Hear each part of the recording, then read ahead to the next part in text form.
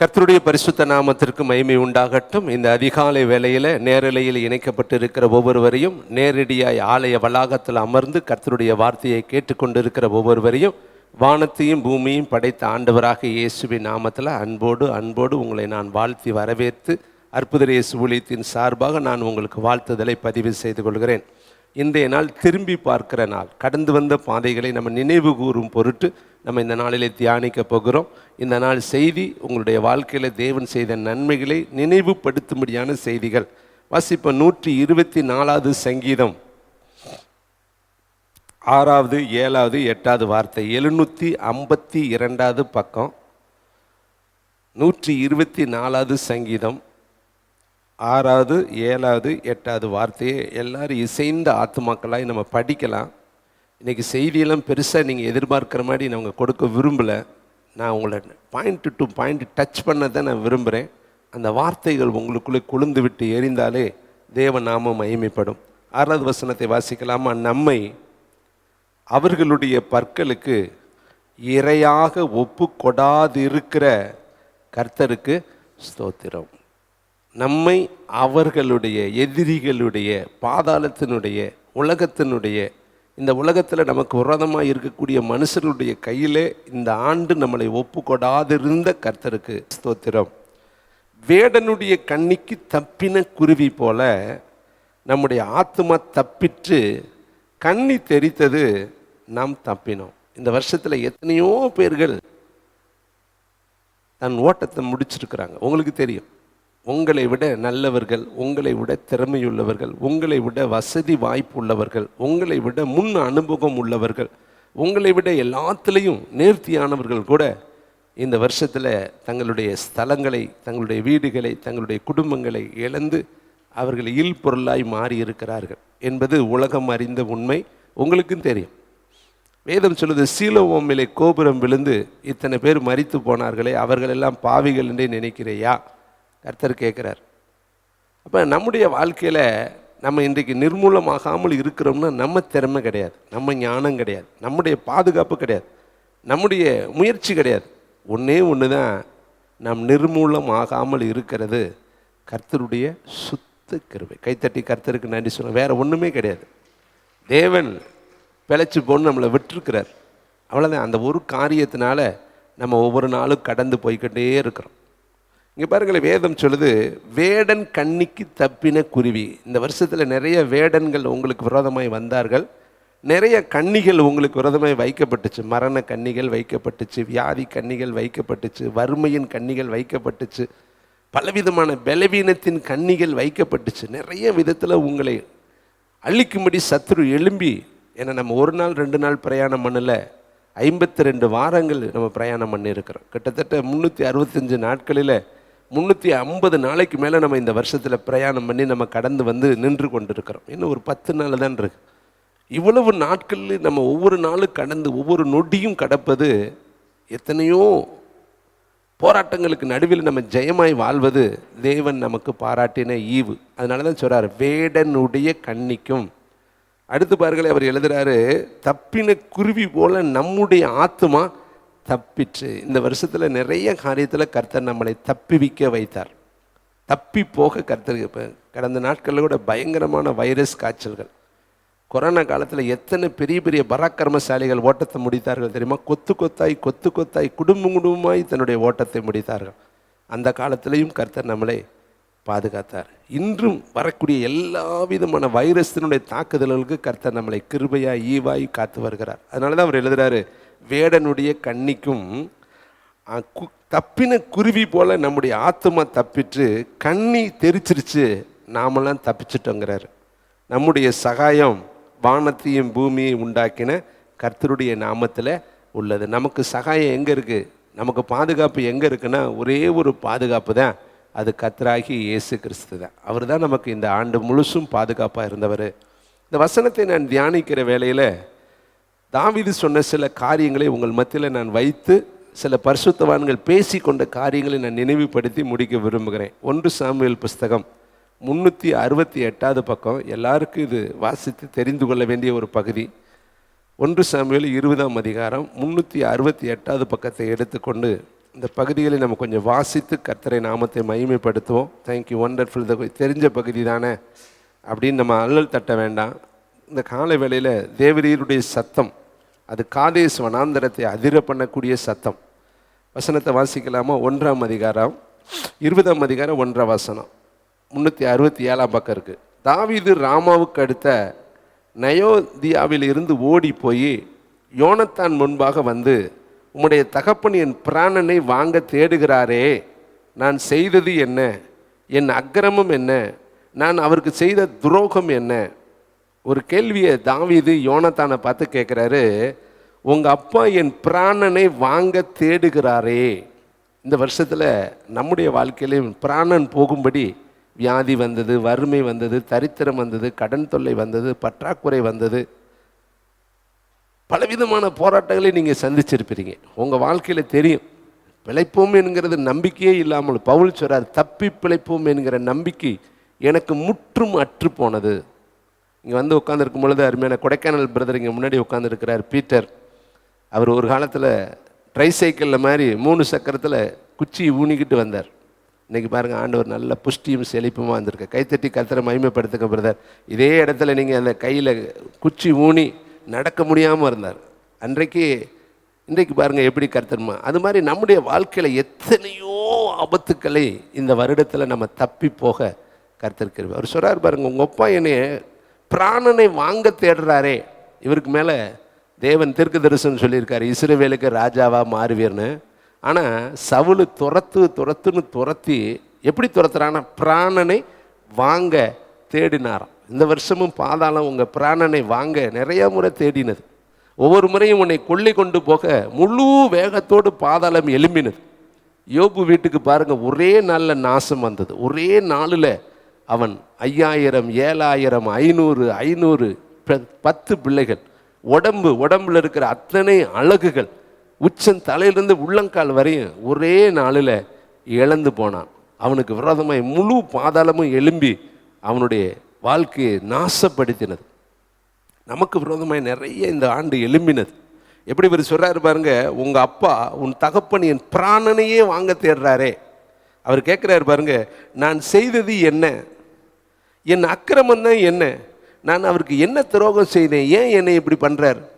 இன்னும் பாருங்கள், 3வது வசனத்தை வாசித்து பாருங்களேன். ரொம்ப அந்த வசனத்தை படிக்கும் பொழுதே மனசெல்லாம் வருத்தமாக இருக்கும். அப்பொழுது தாவீது, உம்முடைய கண்களில் எனக்கு தயவு கிடைத்தது என்று உம்முடைய தகப்பன் நன்றாய் அறிவார். ஆகையால் யோனத்தானுக்கு மனநோவு உண்டாகாதபடி அவன் இதை அறிய போகாது என்பார். மரணத்திற்கும் எனக்கும் 1 அடி தூரம் மாத்திரம் இருக்கிறது என்று கர்த்தருடைய ஜீவனையும் உம்முடைய ஜீவனையும் கொண்டு நிச்சயமாய் சொல்கிறேன் என்று மறுமொழி சொல்லி ஆணையிட்டான். அபிஷேகம் பண்ணப்பட்டவன், தெரிந்து கொள்ளப்பட்டவன் சாமுவேல் தீர்க்கதரிசியே வந்து நீ இஸ்ரவேலுக்கு ராஜாவாய் மாறுவேன்னு சொன்னார். அவன் சொன்ன வார்த்தை ஒரு நாளும் பொய்த்து போகாது. சாமுவேல் சொன்ன அந்த வார்த்தை தீர்க்கமான வார்த்தை, உண்மையான வார்த்தை. அபிஷேகம் பண்ணப்பட்டான். ஆனாலும் அவன் சொல்கிற வார்த்தை, உங்கள் அப்பா என்னை துரத்தி கொள்கிறாரு. எனக்கும் மரணத்திற்கும் 1 அடி தான் வித்தியாசம் இருக்குது. ஏன்னா 2 முறை அவன் ஈட்டியால் எய்வான். அப்பொழுது ஜஸ்ட் மிஸ், கொஞ்சம் இடத்துல அவன் தப்பிச்சு பிராணனை காத்துக்கொள்ள, உயிரை காத்துக்கொள்ள ஓடுனான்.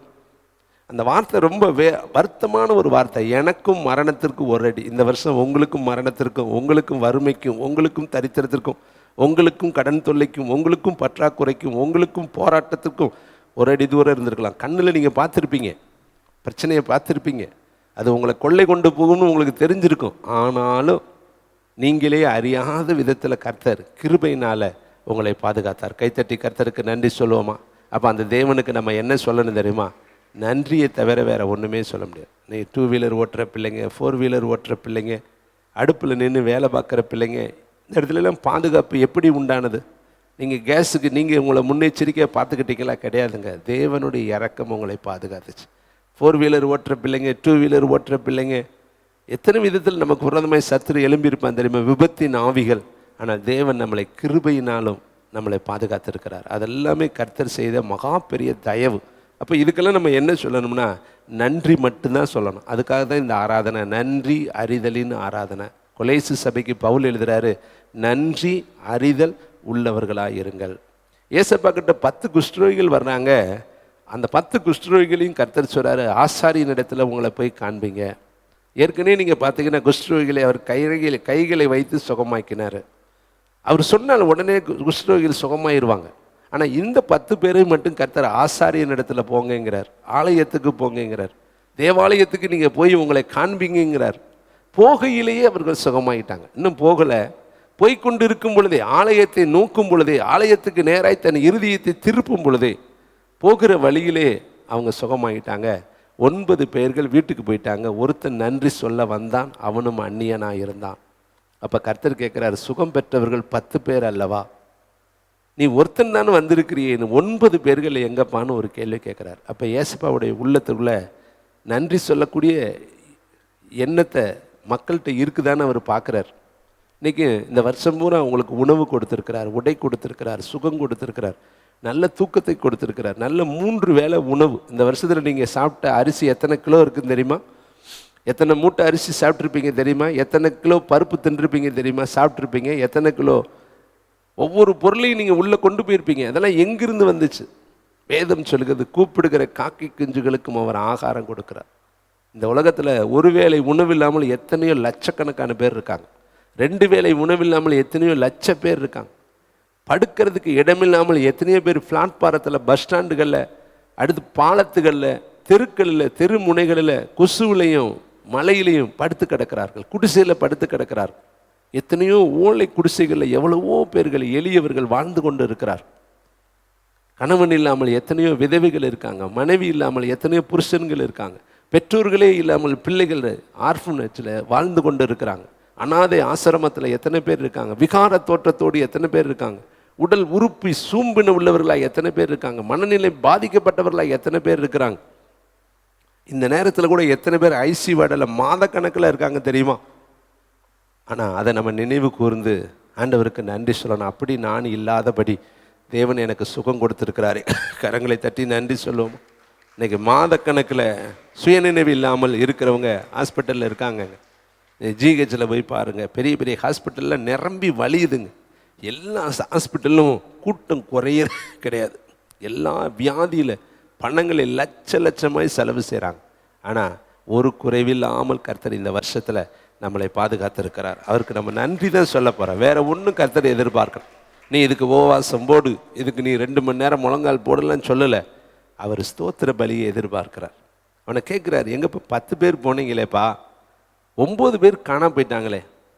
இந்த வருஷத்தில் தொடங்கும் பொழுது எத்தனை பேர் தொடங்கணும், முடிக்கிறப்ப இன்றைக்கி எத்தனை பேர் இருக்கிறங்கிறத உங்களுக்கு தெரியும் தேவனுடைய பிள்ளைகளே. இங்கே பாருங்கள், அவர் அழகா சொல்கிறாரு, எனக்கும் மரணத்திற்கும் ஒரு அடி தூரம். இந்த வருஷத்தில் நம்ம நினச்சிருப்போம், இந்த வருஷத்தை காண்போமா, 1ஆம் தேதி நினச்சோமா வருஷம் முடிச்சிருவோம்னு. உறுதி கிடையாதுங்க. யாருக்குமே இந்த உலகத்தில் தெரியாத ஒரு சம்பவம் இருக்குன்னா அது மரணம் தான். ஆண்டவர் எசேக்கியாவுக்கு மட்டும் சொன்னார், உன் வீட்டு காரியத்தை ஒழுங்குபடுத்து. மோசேக்கிட்ட சொன்னார், அந்த மலை மேலே ஏறு, அத்தோடு உன்னுடைய ஓட்டம் முடிய போகுது. சில பேருக்கு மட்டும் கர்த்தர் அது அப்படி கருக்காய் சொன்னார். எந்த மனுஷனுக்கும் மரணம் எத்தனாம் தேதின்னு சொல்ல மாட்டார். அது ஒன்றும் எப்பேற்பட்ட மனுஷனுக்கும் தெரியாது. ஒருவேளை பெரிய பெரிய ப்ராப்பர்ட்டிக்கு தீர்க்கதரிசிகளுக்கு கர்த்தர் முகமுகமாய் பேசுகிறவங்களுக்கு சொல்லுவார். அப்படிப்பட்டவர்கள் கூட தெரியாமல் ஓட்டத்தை முடிச்சிருக்கிறாங்க. அப்போ ஒன்றுமே தெரியாமல் இந்த உலகத்தில் நம்ம வாழ்ந்து கொண்டு இருக்கிறோம். என்றைக்கு நம்ம ஓட்டம் முடியும்னு தெரியாமலேயே நம்ம படைச்ச உலகம் மாதிரி நினச்சிக்கிட்டு ஓடிக்கொண்டு இருக்கிறோம். நேற்று இருந்தவர்கள் இன்று இல்லை, தம்பி தங்கச்சி தாயே தகப்பனே. பெரிய பார்வோன் இன்றைக்கு இல்லை, பெரிய நேப்காத்து நேசர் இன்றைக்கு இல்லை, உலகத்தையே நான் வளைச்சிருவேன்னு சொன்ன நபர்கள் இன்றைக்கு இல்லை. அவர்களெல்லாம் கல்லறையில் ஓடாக இருக்கிறார்கள். அவர்கள் உடம்பெல்லாம் இருக்கக்கூடிய அத்தனையும் அழுகி ஒன்றுமில்லாமல் போயிடுச்சு. நாளைய நாள் நமக்கு சொந்தம் கிடையாது தேவனுடைய பிள்ளைகளை. தாவீது சொல்றார், எனக்கும் மரணத்திற்கும் ஒரு அடி தான் இருக்குது, ஒரு கேப்பு தான் இருக்குது. இதுலேயும் கர்த்தர் என்னை கிருபையாய் பாதுகாத்தார். அடுத்து அவர் சொல்கிறார் பாருங்க, அது மட்டுமா அவர் சொல்கிறார், சங்கீதம் 57:4 பாருங்க, அவர் வாழ்ந்து கொண்டு இருக்கிற வாழ்க்கையை குறித்து ஒரு வார்த்தையை சொல்கிறாரு. பக்கம் நம்பர் 704 பக்கம். Thank you lord Jesus. 57:4 thank you Jesus. என் ஆத்துமா சிங்கங்களின் நடுவில் இருக்கிறது. இன்னைக்கு உங்களை சுற்றிலும் நிறைய சிங்கம் இருக்கலாம். கணவனே ஒரு வேளை சிங்கமாக இருக்கலாம், மனைவியே ஒரு வேளை சிங்கமாக இருக்கலாம், மாமியார் ஒரு வேளை சிங்கமாக இருக்கலாம். வேலையில் எஜமானன்கள் உங்களுக்கு சிங்கமாக இருக்கலாம். சிங்கத்துக்கு நடுப்புறவர் இருக்கிறாராம். சொல்றாரு பாருங்க, என் ஆத்துமா சிங்கங்களின் நடுவில் இருக்கிறது, தீயை இறைக்கிற மனுபுத்திரருக்குள்ளே கிடக்கிறேன். அவர்கள் பற்கள் ஈட்டிகளும் அம்புகளும், அவர்கள் நாவு கருக்கான பட்டயமுமாய் இருக்கிறது.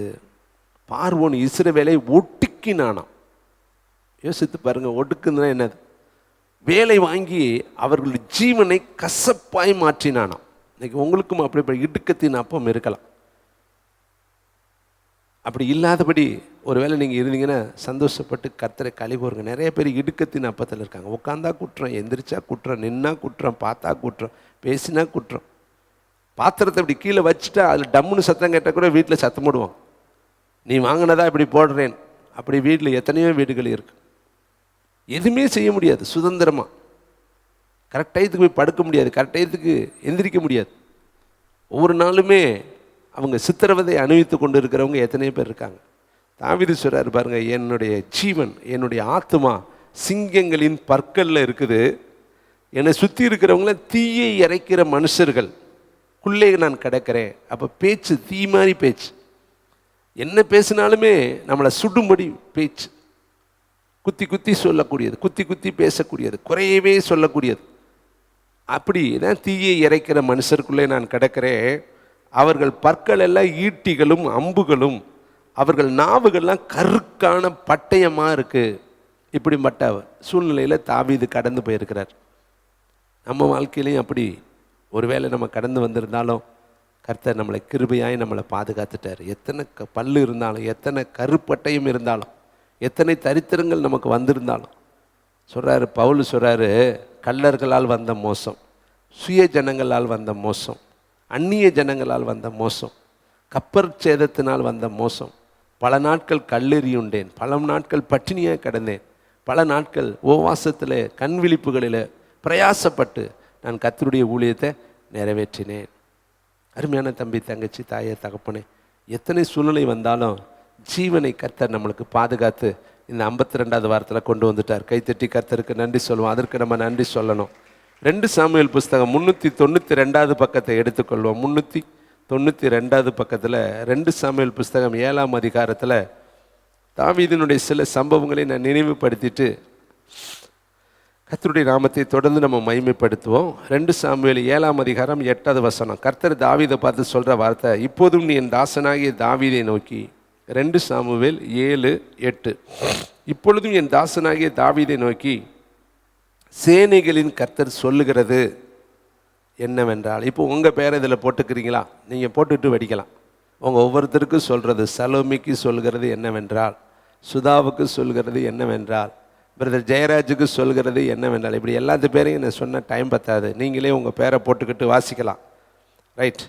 நீ இஸ்ரவேல் என்கிற என் ஜனத்துக்கு அதிபதியாக இருக்கும்படி, ஒருவேளை குடும்பத்துக்கு தலைவனாக இருக்கும்படி, ஊழியத்தில் பொறுப்பாளராக இருக்கும்படி, அல்லது ஒரு வேலையில் நீ எஜமானனாக இருக்கும்படி, ரைட், என் ஜனங்களுக்கு அதிபதியாக இருக்கும்படி ஆடுகளின் பின்னே நடந்த உன்னை நான் ஆட்டு மந்தையை விட்டு. தாவீது எங்கே நடந்தவர்? ஆட்டுக்கு பின்னாடி ஆடு மேய்ச்சவன். நல்லது. நம்ம பழைய வாழ்க்கை எப்படி, என்ன வாழ்க்கை? கொஞ்சம் திரும்பி பாருங்கள். ஃபாதர் அழகான ஒரு பாடல், இன்னைக்கு முழுசு நீங்கள் பாடலாம். கடந்து வந்த பாதைகளை திரும்பி பார்க்கிறேன். அருமையான மோசஸ் பிரதர் பாடியிருக்கிறார், நான் கடந்து வந்த பாதைகள் கரடு மேடுகள், நான் கடந்து வந்த பாதைகள் முட்கள் வேலிகள். நீங்கள் பழசை யோசித்து இன்னைக்கு இருக்கிறத பார்க்காதீங்க. நல்ல பெட்டில் தூங்குறீங்கல்ல, ஆனால் ஒரு நாளில் குடிசையில் தூங்குனீங்கல்ல. இன்றைக்கி கடன் இல்லாமல் நீங்கள் தூங்குறீங்க, ஆனால் ஒரு காலத்தில் கடனில் தூங்குனீங்கல்ல. இன்றைக்கி வியாதி இல்லாமல் நீங்கள் தூங்குறீங்க, ஆனால் ஒரு நாளில் வியாதியில் தூங்குனீங்கல்ல. இன்றைக்கி சந்தோஷமாக நீங்கள் தூங்குறீங்க, ஒரு நாள் வருத்தமாக தூங்குனீங்கல்ல. எத்தனை நாள் நம்முடைய வாழ்க்கையில் எத்தனை காற்று, பெருங்காற்று, கிளியோத்தான் என்கிற பெருங்காற்று நம்முடைய வாழ்க்கையில் அடிச்சிச்சு. அதிலெல்லாம் நம்ம மூழ்கி போகாதபடி கர்த்தர் நம்மளை பாதுகாத்தார் அல்லவா? அதுக்கு தாங்க நன்றி ஜெபம். அதுக்கு தாங்க நம்ம திரும்பி பார்க்கணும். இன்னைக்கு தீர்க்க தரிசன வார்த்தையெல்லாம் கிடையாது. நீ வந்த பாதை. தாவீதுகிட்ட கர்த்தர் சொல்றாரு, ஆடு மேய்ச்சப்பா நீயே, உங்கள் அப்பா உன்னை மறந்துட்டாரு, உங்கள் அம்மா உன்னை மறந்துட்டாங்க, உங்கள் அண்ணன் 7 பேர் உன்னை மறந்துட்டாங்க.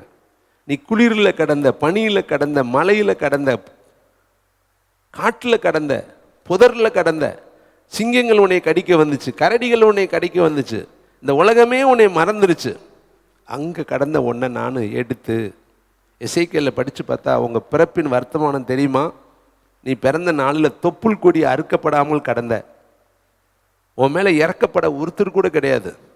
நான் உன் அருகில் கடந்து வந்து உன்னை பார்த்து பிழைச்சிரு என்று சொன்னேன். ஒருவேளை அன்னைக்கு கருவிலேயே நம்ம அழிஞ்சிருந்தா என்ன செஞ்சுருப்போம்? சரி, பிறந்த உடனே அழிஞ்சிருந்தா என்ன பண்ணியிருப்போம்? அதில் 10 வயது, 8 வயது, 7 வயது, 6 வயது, 12 வயது, 13 வயது, வாலிப வயதில் மறிச்சிருந்தா என்ன பண்ணியிருப்போம்? இவ்வளோ நாளாக கர்த்தர் பிழைத்து போ, பிழைத்து போ, பிழைத்து போ, பிழைத்து போன்னு நம்மளை இவ்வளோ நாளாக நடத்தி கொண்டு வந்து ஆயுசை கொடுத்துருக்கிறாரு. கைத்தட்டி கர்த்தருக்கு நன்றி சொல்லுங்கள். ஏசப்பாவுக்கு பிதாவாகிய தேவன் கொடுத்த வருஷம் 33 வருஷங்க. இன்றைக்கி 50 வயசுக்காரங்க, 60 வயசுக்காரங்க, 40 வயசுக்காரங்க, 55 வயசுக்காரங்களாம் அங்கே இருக்கிறீங்க. இயேசுவுக்கே 33 வருஷத்து தான் பிதா கொடுத்தார். அவருக்கே 3 வருஷம்தான் ஊழியத்துக்கு வாய்ப்பு கொடுத்தார். 30 வருஷம் பெற்றோருக்கு அவர் கீழ்ப்படிந்திருந்தார். ஸ்தேவானுக்கு சொற்ப காலம்தான் கொடுத்தார். யாக்கோப்புக்கு சொற்ப காலம்தான் கொடுத்தார்.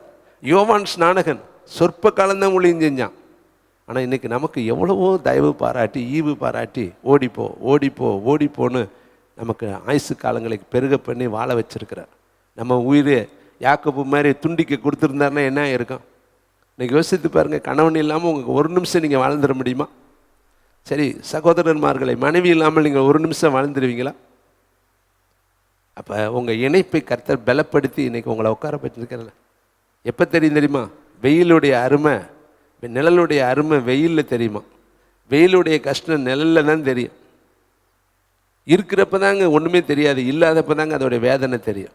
ஐயோ, இப்படிலாம் இருந்தோமே, இப்படிலாம் இருந்தோமேன்னு நினைப்பு வரும். இங்கே பாருங்களேன், அழகா சொல்கிறாரு, ஆட்டுக்கு பின்னாடி நீ சுத்தினியப்பா. நம்மளாம் பழச வாழ்க்கையை யோசித்து பாருங்க. நான் நினைப்பேன், என்னுடைய பழைய வாழ்க்கையில் நினச்சா அவ்வளவு ஆரோசிகமான வாழ்க்கை.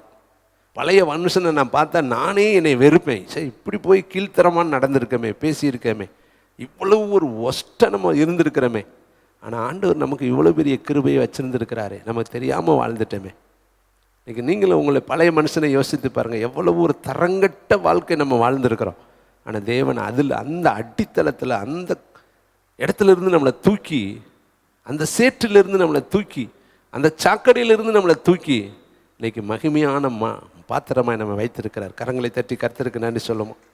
அவர் சொல்கிறார் பாருங்களே, ஆடுகளின் பின்னே நடந்த உன்னை நான் ஆட்டு மந்தையை விட்டு எடுத்து நீ போன இடத்துலெல்லாம் உன் கூட இருந்து உன் சத்துருக்களுக்கெல்லாம் உனக்கு முன்பாக நிர்மூலமாக்கி பூமியில் இருக்கிற பெரியோர்களின் நாமத்திற்கு ஒத்த பெரிய நாமத்தை உனக்கு சொல்லுங்கள், கை தட்டுங்க, உண்டாக்கினேன். இன்னைக்கு உன் நாமத்தை கர்த்தர் பெரியோர்களின் நாமத்துக்கு ஒத்த நாமமா. இன்னைக்கு உன்னை பிரதர்னு கூப்பிட்றதுக்கு நீங்கள் எந்த அளவுக்கு பாத்திரவான்கள், சிஸ்டர் என்று கூப்பிட்றதுக்கு எந்த அளவுக்கு நீங்கள் பாத்திரவான்கள்? கிடையவே கிடையாது. நமக்கு இந்த பெயரை தேவன் கொடுத்த கிருபை. கைத்தட்டி கர்த்தருக்கு. உங்களுக்கு அழகா பிரதர் சிஸ்டர் நல்லா இருக்கிறீங்களா? உங்களுக்கு நாங்கள் ஜெபிக்கிறோம். இதெல்லாம் தேவன் நம்ம கொடுத்த இலவசமான ஈவு. நிறைய பேத்துக்கு ஜெபிக்க தெரியலங்க. நானும் எத்தனையோ ரெவரண்டோடு பேசியிருக்கிறேன், அவங்களுக்கே தெரியலங்க. சொல்கிறாங்க ஜெபிக்க தெரியாதுங்க. ஆனால் இன்றைக்கி நம்மளை ஒருத்தர் பார்த்து ஜெபிக்கிறோம். உங்களுக்கு நாங்கள் திறப்பில் நிற்கிறோம், உங்களுக்காக நாங்கள் மன்றாடுறோம்னா இந்த ஞானம் எங்கிருந்து வந்துச்சு? தேவன் நமக்கு இலவசமாய் கொடுத்தது. அவர் சொல்கிறாரு, நீ ஆட்டுக்கு பின்னாடி இருந்தப்பா, உன்னை நான் சமஸ்த இஸ்ரவேலுக்கு ராஜாவா. இன்னும் நிறைய காரியம் பேச டைம் ஓடிருச்சு. நான் உனக்கு ஒரு வசனத்தை சொல்லி நான் அந்த அடுத்த பகுதிக்குள்ளே போக விரும்புகிறேன். 19ஆம் வசனத்தை வாசிக்கிறீங்களா? கர்த்தராகிய ஆண்டவரே, இது இன்னும் உம்முடைய பார்வைக்கு கொஞ்சமாக இருக்கிறது என்று கர்த்தராகிய ஆண்டவராகிய தேவரீர் உம்முடைய அடியனுடைய வீட்டை குறித்து கைத்தட்டுங்க. இந்த வார்த்தை ரொம்ப முக்கியம். வெகு தூரமாக இருக்கும் காலத்து செய்தியே மனுஷர் முறையாக சொன்னீரே. என்ன சொன்னார்? அதுக்கு மேலே இருக்குது, என்னைக்குமே என் கிருபையை உன்னை விட்டு விளக்க மாட்டேன். கைத்தட்டி கர்த்தருக்கு நன்றி சொல்லுங்க. சந்ததி சந்ததியாக என் கிருபை. இன்னைக்கு தாவீதினுடைய அந்த நித்திய கிருபை இருக்குதுங்க. பரலோகத்தில் இருக்கிற தேவன் தாவீது பேரை மறக்கவே மாட்டேங்கிறார். புதிய ஏற்பாட்டில் பாருங்க, தாவீதின் குமாரனா அவர் வர்றார். அவர் வெளிப்படுத்தல சொல்றார், தாவீதின் வேரும் அப்படி வர்றார். தாவீது பேரை தாம் பேரோட இணைச்சுக்கிட்டார். எங்க இருந்தவன்? ஆட்டுக்கு பின்னாடி இருந்தவன், அப்பாவால் மறக்கப்பட்டவன், அம்மாவால் மறக்கப்பட்டவன், அண்ணன்களால் மறக்கப்பட்டவன். கரடி வந்துச்சு, சிங்கம் வந்துச்சு, அப்படி இருந்தவனை தேவனோடு கூட இணைத்து இருதயத்துக்கு வேதத்தில் யாருக்குமே அந்த இடம் கொடுக்கல. தாவீது என் இருதயத்திற்கு ஏற்றவன் அப்படி சொன்னார் பாருங்க. கிரேட் கிரேட் கிரேட் தூக்கிட்டாருங்க. ஆபிரகாமுக்கு கொடுக்கல, மோசைக்கு கொடுக்கல, ஈசாக்கு கொடுக்கல, எவனுக்குமே அந்த இடம் கொடுக்கல. ஒரே ஒருத்தனுக்கு தான் கொடுத்தாரு. அந்த ஒருத்தன் தான் தாவீது. கரந்தட்டி கர்த்தருக்கு நன்றி சொல்லுமா. இருதயத்திற்கு அவனை ஏற்றவன் அப்படி கொண்டு போய் வச்சுட்டார், மைய புள்ளிய வச்சுட்டார். அவனுக்கு தான் அந்த இடம். வேறு யாராலையுமே இந்த உலகத்தில் அந்த இடத்த பிடிக்கவே முடியல. ஒருவேளை இன்றைக்கு நீங்களும் நானும் அவரை மாதிரி பாடி கீடி அங்கே போனதான் தெரியும் பிடிச்சமா என்னன்னு. சரி, இப்படியே நிறைய காரியங்களை ஆண்டவர் எனக்கு ஞாபகப்படுத்தினார் பேச. எனக்கு டைம் முடிய போகுது. ஆதியாகமம் 32:10 வேக வேகமாக நான் ட்ரெயின் மாதிரி போகிறேன், நீங்கள் புரிஞ்சுக்குங்க. யாக்கோப்பு வெறுங்கையாக போனேனேப்பா. நீ இந்த வருஷத்தில் ஆரம்பிக்கிறப்ப நிறைய பேர் வெறுங்கையாக தான் ஆரம்பிச்சிங்க இல்லையா? இந்த வருஷத்தில் வீடு கட்டி இருக்கிறீங்க, நிறைய நன்மை நடந்திருக்கு, பிள்ளைகள் படிச்சிருக்கிறாங்க, பொருட்கள் வாங்கியிருக்கிறீங்க, கடனில் கட்டி முடிச்சிருக்கிறீங்க. இந்த வருஷத்தில் எத்தனையோ நன்மைகளை சவதரிக்க கர்த்தர் கிருபை பாராட்டியிருக்கிறார். கைத்தட்டி இப்போ சொல்கிறாரு, கோலும் கையுமா போனேன், 2 பரிவாரங்களாக என்னை மாற்றிருக்கிறீங்க. அவர் நினைக்கிறார், நான் இந்த யோர்தானத்தப்பா அன்னைக்கு 2 வெறும் கையாக போனேன், இதே யோர்தானுக்கு நான் வந்திருக்கிறேன், நிறைவாக நான் வந்திருக்கிறேன். போன வருஷத்தில் இதே நாளில் வறுமையாக இருந்தவங்க இந்த வருஷம் செழிப்பாக இருப்பீங்க. கஷ்டப்பட்டவங்க நீங்கள் சந்தோஷமாக இருந்திருப்பீங்க. போன வருஷம் கடனாக இருந்தவங்க இந்த வருஷம் கடனை தாண்டி இருப்பீங்க. வியாதியாக இருந்தவங்க இந்த வருஷம் வியாதியை தாண்டி இருப்பீங்க. போன வருஷம் இருந்த ப்ராப்ளங்கள் இந்த வருஷம் நிறைய மாறி இருக்குது. அப்போ நீங்கள் சொல்லணும், இந்த ஆலயத்தில் தான் போன வருஷம் அப்படி இருந்தேன், இந்த வருஷம் என்னை மாற்றிருக்கிறாரு. கர்த்தர் எனக்கு செய்த நன்மைகளுக்காக, உபகாரங்களுக்காக நான் அவருக்கு எண்ணத்தை செலுத்துவேன். சங்கீதம் 116:12 சொல்கிறாரு, கர்த்தர் எனக்கு செய்த எல்லா உபகாரங்களுக்காக நான் எண்ணத்தை செலுத்துவேன். என்னங்க கொடுக்க முடியும்? கர்த்தருக்கு நீங்கள் என்ன கொடுத்தா சந்தோஷப்படுவார்? பழைய ஏற்பாட்டு காலத்தில் இன்றைக்கி வரும்பொழுது ஒரு ஆட்டை பிடிச்சிட்டு வரணும், யாகப்பன் வர்றப்போ ஒரு ஆட்டை பிடிச்சிட்டு வரணும். பின்னாடி இருக்கிற அந்தோனி தம்பி வந்தார்னா அவர் ஒரு ஆடு, பிரான்சிஸ் ஒரு ஆடு, பீட்ரு ஜானு ஒரு ஆடு. எப்படி இருக்கும் யோசித்து பாருங்கள். எல்லாம் ஆட்டுக்குட்டியோடு வரணும், எல்லாம் பலி செலுத்தணும்னா கொண்டுட்டு வரணும். அவங்க ஆடு எத்தனை ஆடோ அதுக்கு தகுந்த மாதிரி அவங்க பாவின்னு தெரிஞ்சுக்கலாம். பெரிய ஆடு கொண்டு வர்றாங்கன்னா பெரிய பாவி, குட்டி ஆடு கொண்டு அது தரம் அதுலேயே தெரியும். இப்போ நமக்கு ஆடெல்லாம் கொண்டுட்டு வர சொல்ல. கைத்தட்டி கர்த்தருக்கு நன்றி. ஸ்தோத்திர பலி தான். உதடுகளின் கனியாகிய ஸ்தோத்திர பலியை செலுத்துங்க. அந்த காலத்தில் போஜன பலி செலுத்தணும், சமாதான பலி செலுத்தணும், குற்ற நிவாரண பலி செலுத்தணும். வேதத்தில் நிறைய பலி இருக்குது. அதெல்லாம் நான் அந்த காலத்தில். இப்போ அத்தனை பலியையும் மொத்தமாக இயேசு பலியாயிட்டாரு. இப்போ செலுத்த வேண்டிய ஒரே ஒரு பலி ஸ்தோத்திர பலி. உதடுகளின் பலியாகிய ஸ்தோத்திர பலி. நீங்கள் ஈஸியாக செய்யலாம், மனசு மட்டும்தாங்க அதுக்கு வேணும். திரும்பி பாருங்கள், ஏசப்பா இந்த வருஷம் பூரா என்னை கிருபையாய் காத்தீரு. விமானத்தில் ஏறினவங்க தரையிறங்கலைங்க, ஹெலிகாப்டரில் ஏறினவங்க தரையிறங்கலைங்க, பேருந்தில் போயிட்டு வரேன்ட்டு போனவங்க திரும்ப வரலைங்க, காலையில் ஒன்று வந்து பேசிக்கிறேன்ட்டு போனவங்க காலையில் எந்திரிக்கவே இல்லைங்க, சாப்பிட்டவங்க சாப்பிட்ட இடத்துல தூங்கிட்டாங்கங்க. அவ்வளோதாங்க. நிறைய அசம்பவிதங்கள் இந்த வருஷத்தில் நம்ம பார்ப்போம். ஜஸ்ட் மிஸ்ஸில் எத்தனை பேர் பாதுகாக்கப்பட்டான்னு யூடியூப்பை எடுத்து பாருங்கள், போடுவாங்க. நின்றுக்கிட்டே இருப்பாங்க, கார் வந்து அடித்து தூக்கி எறியும். அவங்க நின்றுக்கிட்டே இருப்பாங்க, மரம் இடிஞ்சு கீழே விழுகும், கட்டடை இடிஞ்சு கீழே விழுகும். ஆனால் எதுவுமே நம்மளை தொடாதபடி, வாதை உன் கூடாரத்தை தொடாதபடி கர்த்தர் பாதுகாத்தாரு. 3 நபர்களை நான் உங்களுக்கு நினைவுபடுத்தி முடிச்சிடுறேன் என் டயத்துக்குள்ளே. லூக்காவில் மரியாள் சொல்கிறாங்க, எடுக்க வேண்டாம். 1:48 அடிமையின் தாழ்மையை நோக்கி பார்த்தீர்கள். ஒரு நல்ல வேர்டு. அந்த அம்மா சொல்கிற வார்த்தை, என் தாழ்மையை நீங்கள் பார்த்தீங்களேப்பா, அடிமையை நீங்கள் பார்த்தீங்களே, அதனால தானே எல்லாரும் என்னை பாக்கியவதின்னு சொல்கிறாங்க. நான் என்கிட்ட ஒன்றுமே கிடையாது, என்னை நீங்கள் பார்த்தீங்க, என்னை நீங்கள் நினைச்சிங்க. இந்த உலகத்தில் எவ்வளவோ பேர் இருந்தாலும் என் மேலே நீ ஒரு ஈவு பாராட்டினீங்க, அதனால தான் இன்றைக்கி நான் பாக்கியவதியாக மாற்றப்பட்டிருக்கேன். இப்போ இங்கே உட்காந்துருக்கிற நம்மளையும் கர்த்தர் பார்த்தார். நம்மளோட பிறந்தவங்க எத்தனை பேர் ரட்சிக்கப்படலை தெரியுமா? உங்கள் வீட்டில் இன்னும் அண்ணன் ரட்சிக்கப்படலை, தங்கச்சி ரட்சிக்கப்படலை. உங்கள் வீட்டில் இருக்கிற அண்ணன்கள் ஆண்டவரை அறியலை, தங்கச்சிகள் ஆண்டவரை அறியலை, அம்மா அப்பா அறியலை. நீங்கள் பெற்றெடுத்த பிள்ளைகளுக்குள்ள பேர் இங்கே நீங்கள் பெற்றெடுத்த பிள்ளைகளை கர்த்தரை அறியலை, அவங்களுடைய மனக்கண்களை திறக்கலை. ஆனால் உங்கள் கண்ணை திறந்துருக்கிறார். கைத்தட்டி கர்த்தருக்கிற என்ன இதுக்கு என்ன காரணம்? யாக்கோப்பை சிநேகித்தேன், ஏசாவையோ நான் வெறுத்தேன். தெரிந்து கொள்ளுதல் கர்த்தருடையதுங்க, நம்மளால கிடையாது. நம்மளாம் தெரிஞ்சு கொண்டோம்னு நினைக்காதீங்க. கர்த்தர் தெரிந்து கொண்டார், அதனால நம்ம வந்திருக்கிறோம். இது எல்லாமே அவருடைய கரத்தின் கிரியைகளாக இருக்கு. நம்ம அழகா சொல்றாங்க, அடிமையின் தாழ்மையை நோக்கி பார்த்தீரே, இது முதல் எல்லா சந்ததிகளையும் என்னை பாக்கியவதி என்பார்களே. அப்போ கர்த்தர் நம்மளை நோக்கி பார்த்ததுனால தாங்க நம்ம பாக்கியவானா மாறி இருக்கிறோம். இதை நம்ம மறந்துடக்கூடாதுங்க. அவர் நோக்கி பார்த்ததுனால நீங்கள் வேலை பார்க்குறீங்க, நீங்கள் நோக்கி பார்த்ததுனால நடக்கிறீங்க, நீங்கள் நோக்கி பார்த்ததுனால தான் உங்கள் கண்ணு செயல்படுது. இன்னைக்கு எத்தனை பேர்த்துக்கு கண்ணு செயல்படலை தெரியுமா?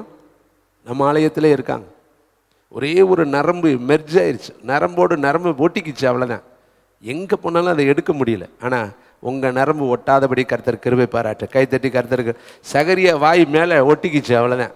கர்த்தர் ஒட்ட வச்சுட்டார், ஒன்றும் செய்ய முடியல. பவுல் 3 நாள் பார்வை இல்லாதவனாக இருந்தான். ஆனால் நம்ம பார்வை இல்லாதவனாக இராதபடி கர்த்தர் பாதுகாத்தார். கை காலு ஏதாவது ஒரு உறுப்பு போயிருந்தால் என்ன பண்ணியிருப்போம்? ஆண்டவரோட சண்டையை போட முடியும்? ஒன்றும் செய்ய முடியாதுங்க. தேவக்கிற எத்தனை பேர் 2 கிட்னி போச்சு, எத்தனை பேர் லிவர் போச்சு, எத்தனை பேர் ஹார்ட்டில் அடைப்பு, எத்தனை வியாதிகள் இந்த உலகத்தில், பிரைன் டியூமர் எத்தனை பேர், உடம்புல இருக்கிற ஒவ்வொரு பகுதிகளையும் கேன்சர் எத்தனை பேர். ஆனால் தேவன் ஒரு குறைவில்லாமல் பாதுகாத்திருக்கிறார். அடிமையை நம்மளை நோக்கி பார்த்துருக்கிறார்.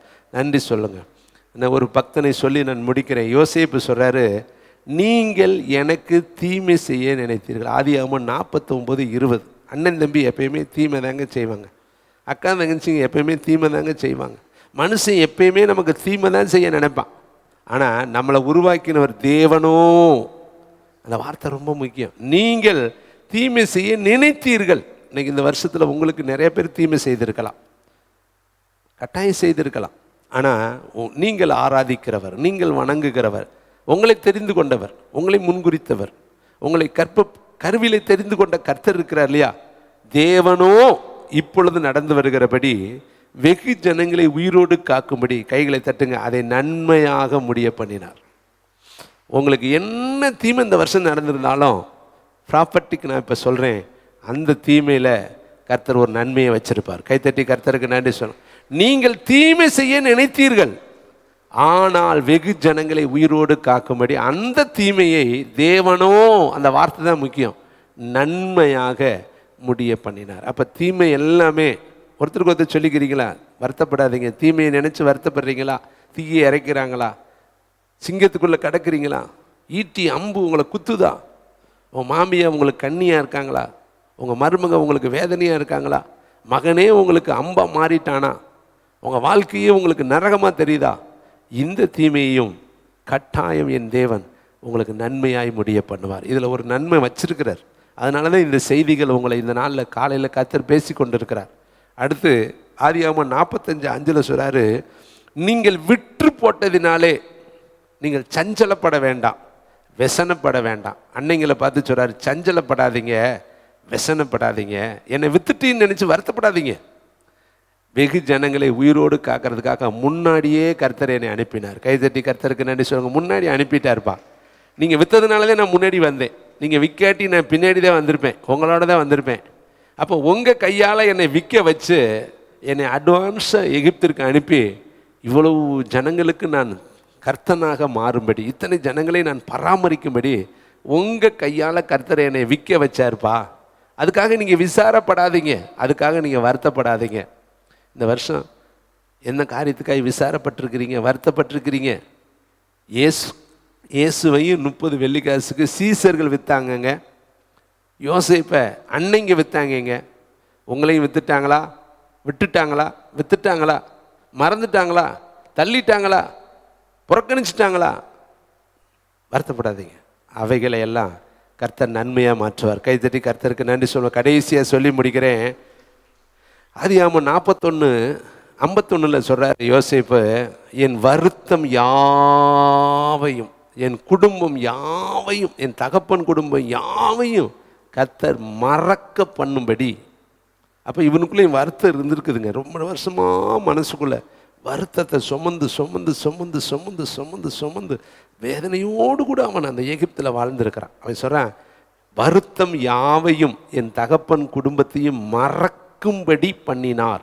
அதுக்கு தான் மனாசேங்கிற பேரை கொடுத்தார். இந்த பையனை பார்த்தோன்னே எல்லாத்தையும் மறந்துட்டேன். உங்களுக்கு ஒரு ப்ராப்பர்ட்டி சொல்கிறேன். இந்த காலை வேளையில் நிச்சயமாக உங்கள் வருத்தத்தை மறக்கிறதுக்கு ஒரு மனாசையை கர்த்தர் கொடுப்பார். கைத்தட்டி அதை பார்த்தோன்னே உங்கள் வருத்தம் எல்லாம் மறந்துடும். நிச்சயமாக தருவார். ஏதோ ஒரு நன்மையை கொடுத்து வருத்தத்தை மறக்க பண்ணுவார். ஒரு கிரேஸ் கொடுத்து எல்லா துக்கத்தையும் மாற்றிடுவார். இவன் சொல்கிறா பாருங்க, என் வருத்தம் யாவையும் மறக்கும்படி ஒரு மனாசையை கொடுத்தார். அப்படியே விட்டுட்டாரா? நான் இந்த தேசத்தில் பழுகி பெருகும்படி ஒரு எப்ராயமை கர்த்தர் கொடுத்தார். கைத்தட்டி கர்த்தருக்கு அடுத்த வார்த்தையிலே அது எழுதுறாரு. அப்போ 2 பயகளும் யோசேப்புக்கு கொடுத்ததுக்கு அர்த்தம் என்னன்னா, ஒன்று பழச மறக்க வச்சாரு, ஒன்று கர்த்தர் பெருக வைத்தார். அப்போ இந்த வருஷத்தில் கர்த்தர் உங்களை வேதனையை மறக்க பண்ணி புதிய வருடத்தில் உங்களை பழுக பண்ணுவார். எல்லாரும் எளிமை நின்று கர்த்தருக்கு நேராக நன்றி மட்டும் சொல்லுவோம்.